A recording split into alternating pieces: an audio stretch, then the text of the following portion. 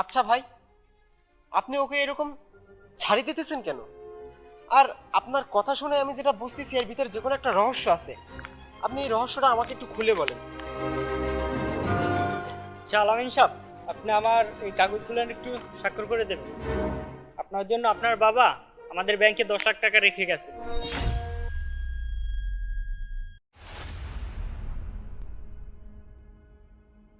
কাকুর গাছের আম খাইতেই দেয় না। তাড়াতাড়ি কর ভাই, একটা আমের জন্য তুই এত সময় নষ্ট করলে তো চলে দেই দেই। উঠে উঠে, হ্যাঁ তুই উঠে খাই।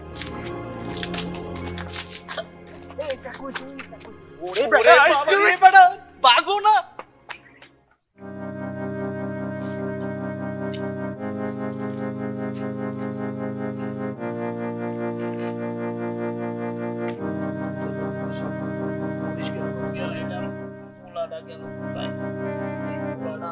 কি টেনশনে যে আমি আছি সারাটা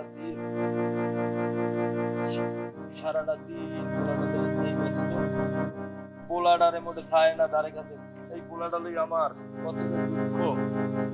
পোলাডারে এত টাকা পয়সা দিলাম শেষ হলো না।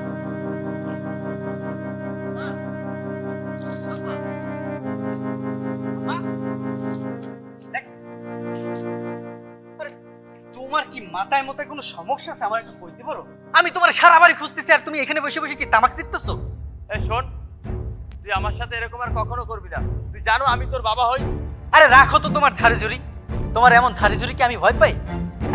বাবা হইছে, বাবা হইছো, কিন্তু বাবার কোনো দায়িত্বই তুমি পালন করতে পারো না, আবার বাবা হইছে। এই শোনো, তোমার সাথে আমি কোনো হুশ করে কথা বলতে পারবো না। আরেকটা কথা, আমার কালকে 10,000 টাকা লাগবে। শোনো, এই টাকা যদি আমার না দাও না, তাহলে এই যে বাড়ি দেখছো না, এই বাড়িতে আমি কিন্তু আগুন লাগাই দেবো। তোরে গ্যাসে মাসি তো আমি 5,000 টাকা দিলাম, তুই টাকাটা কি করলি? টাকা আমি ভাঙ্গে উড়াই লেছি, আমি এত কৈফত দিতে পারবো না। আমি টাকা কোথা থেকে দেবো? আর কি কইলে তুমি? তুমি আমার টাকা দিতে পারবে না মানে? আমি আমি আজকের পর থেকে এই তোমার ঘরে আর ভাতই খাবো না, থাকবো না তোমার এই ঘরে। যা, না থাকলে আমার বাড়ি দিয়ে তুই বের হয়ে যা। বাইরের দুনিয়াতে কত কষ্টের তা তুই বুঝবি না। আমার একটি শখের বাগান ছিল, তাও বিক্রি করে তোকে লেখাপড়ার জন্য টাকা দিয়েছি। এখন কি নিয়ে বলিস তোর 10,000 টাকা লাগবে? আমি তোরে টাকা পয়সা দিতে পারবো না, আমি টাকা পয়সা দিতে পারবো না। তুই গুরগায় তাহলে বুঝবি যে বাইরের দুনিয়া কত কষ্টের হতে পারে। এত কষ্ট কেন? থাকো তুমি, চললাম আমি। বাবা, বাবা তুই যাস না, যাস না, যাস না, শোন, যাস না বাবা, তুই যাস না, যাস না, তুই যাস না।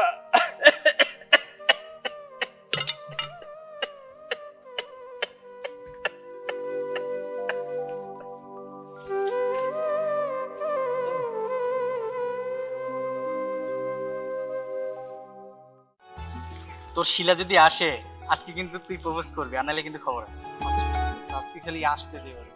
আজকে যে প্রপোজ করমুই করমু, আর ও যদি রাজি না হয় কি যে। সিগারেটটা আনলি না? আরে ভুলে গেছি বেড়া। তোরে দিয়ে কোনো কাজই হবে? ঠিক আছে, তুই কোনো কাজেরই। কি রে বন্ধু আলামিন, তুই এইখানে? আমি তো তোকে খুঁজতে খুঁজতে এইখান পর্যন্ত চলে আসলাম। তা তোর বাবাকে দেখলাম বনে কাজ করতেছে, আর প্রচুর পরিমাণে কাশাকাশিও করতেছে। এই মাত্র দেখে আসলাম, কাশাকাশি করতে করতে তার মুখ থেকে রক্ত পর্যন্ত বেরিয়ে গেছে। তুই এই ব্যাপারে কিছু জানিস? এ বন্ধু শোন, ওই রকম বাবা থাকার চেয়ে না থাকা অনেক ভালো। আরে এই কুলাঙ্গার বাবা আমার জন্য কি করছে দেখ বন্ধু, তোরা কত সুন্দর একটা ঘরে থাকিস, দেখলো পরানটা জুড়াই যায়, তোকে টাকা পয়সাও আছে। আর আমার এই কুলাঙ্গার বাবার কাছে একটা টাকা চাইলেও পাওয়া যায় না।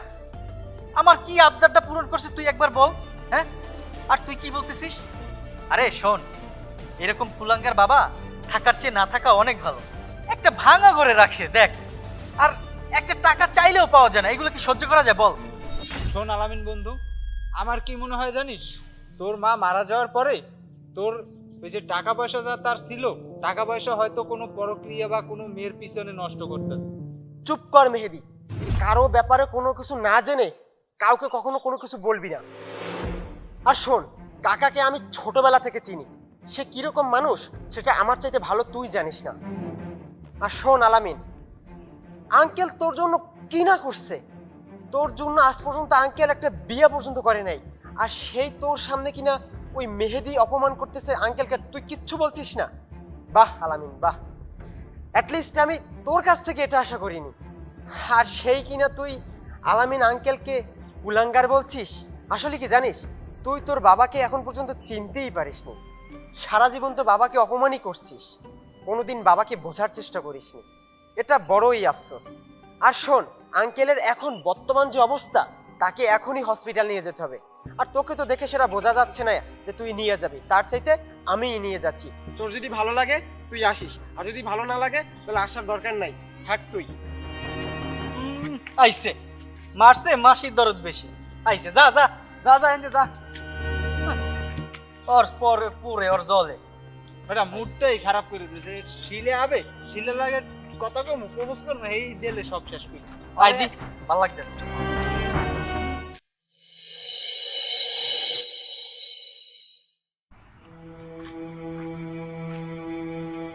তোর বাবা হসপিটালে অসুস্থ, আর তুই একটাবারও দেখতে গেলি না।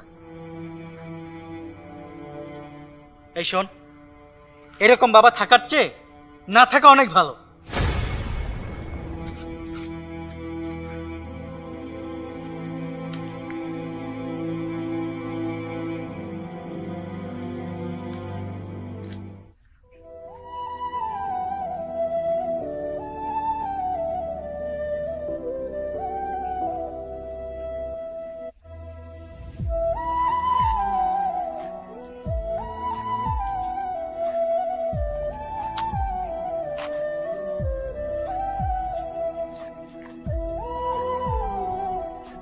বন্ধু আলামিন, তোর বাবা খুবই অসুস্থ,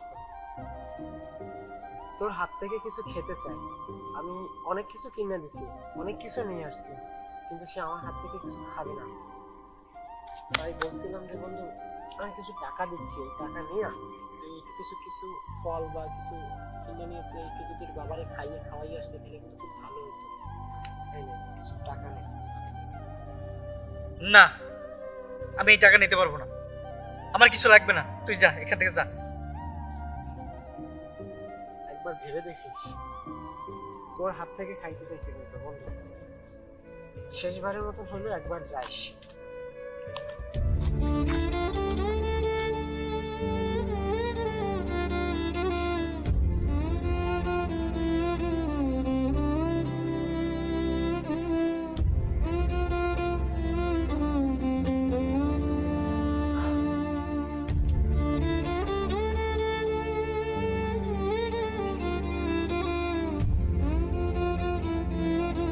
বন্ধুরে, আঙ্কেলের অবস্থা খুব খারাপ।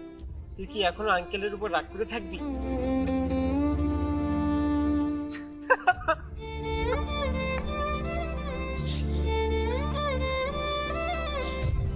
ভেঙে পড়িস না বন্ধু, চল।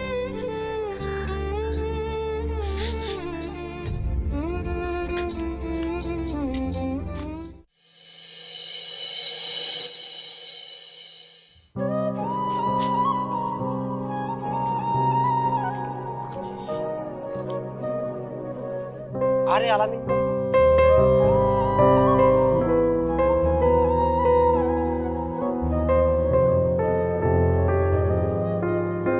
তুই এখানে বসে আছিস? আচ্ছা বাদ দে, এই দেখ আমার সাথে একজন ব্যাংকার আসছে, তোকে কি সব একটু জরুরি কথা বলবি, শোন। কি বললি? ব্যাংকের লোক আসছে তোর সাথে? আমি জানতাম আমার এই কুলাঙ্গার বাবা ব্যাংকে টাকা বাজাই রাখবে, আমি এটা জানতাম। দেখ, আজকে ব্যাংকের লোক আসছে, সবই আমার পোড়া কপাল। স্টপ, আপনি চুপ করেন। আপনার মতন কুলাঙ্গার সন্তান আমি আর দেখিনি। আপনার মতন মানুষ আমি এখন পর্যন্ত আর একটা পৃথিবীতেও দেখিনি। আপনার বাবা 2 দিন হলো মারা গেছে, আপনি এখনই তাকে কুলাঙ্গার বলতেছেন? আপনি যদি আমার সন্তান হতেন, আপনার গলা চেপে মেরে ফেলাইতেন। না, আমি আপনার থেকে এটা আশা করিনি।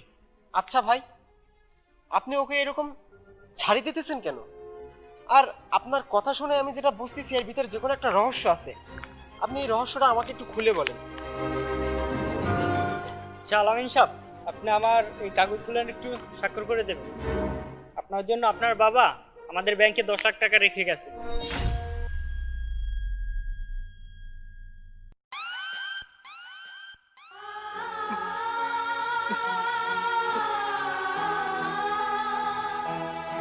কি বললেন আপনি?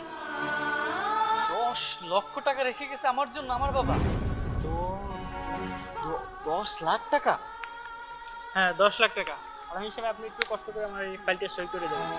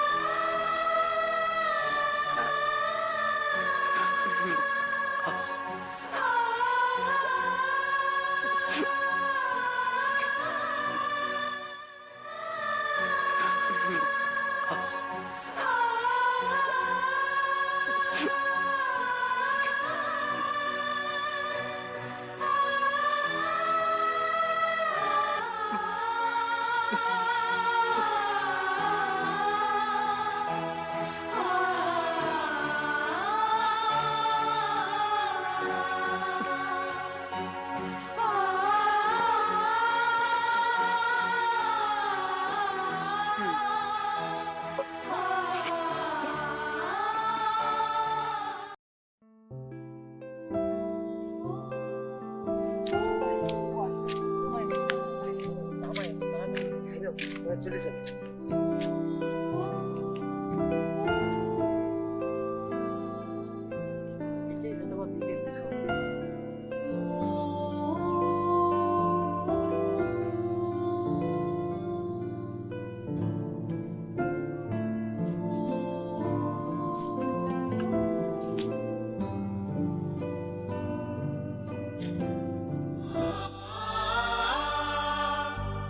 আমি আমার বাবাকে আমি এই হাত দিয়ে নিজের হাতে খুন করেছি। আমি একটা খুনি, আমি একটা অপরাধী।